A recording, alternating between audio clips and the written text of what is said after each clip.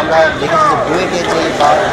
বিশ্ববিদ্যালয়গুলোতে প্রতিযোগিতার মাধ্যমে যে শাহবাগ ব্লকের কর্মসূচি পালন করেন, সেই সাথে হচ্ছে গতকালের ঘোষণা অনুযায়ী আজ শাহবাগে তারা ব্লকের কর্মসূচি ঘোষণা করেন। আপনারা জানেন যে প্রকৌশল বিশ্ববিদ্যালয়ের শিক্ষার্থীদের যে তিনটি দাবি, প্রথম দাবিটি হচ্ছে নবম গ্রেডে 33% ডিপ্লোমা শিক্ষার্থীদের জন্য যে 33% কোটা রাখা হয়েছে সেই কোটা বাতিলের তারা দাবি জানিয়েছেন। দ্বিতীয়ত হচ্ছে দশম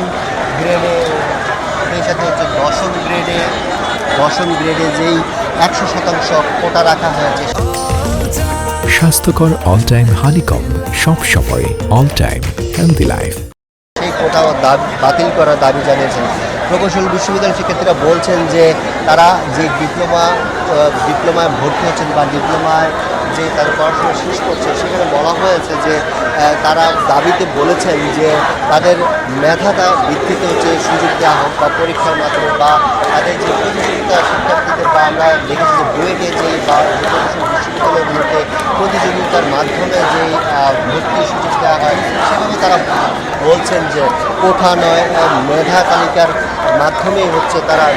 মেধাকে গুরুত্ব দিয়ে হচ্ছে তাদের ভর্তির সুযোগ দেওয়া হয়। সেই ক্ষেত্রে এছাড়াও প্রকৌশল বিশ্ববিদ্যালয়ের শিক্ষার্থীরা বলছিলেন যে প্রকৌশল বিশ্ববিদ্যালয়ের শিক্ষার্থী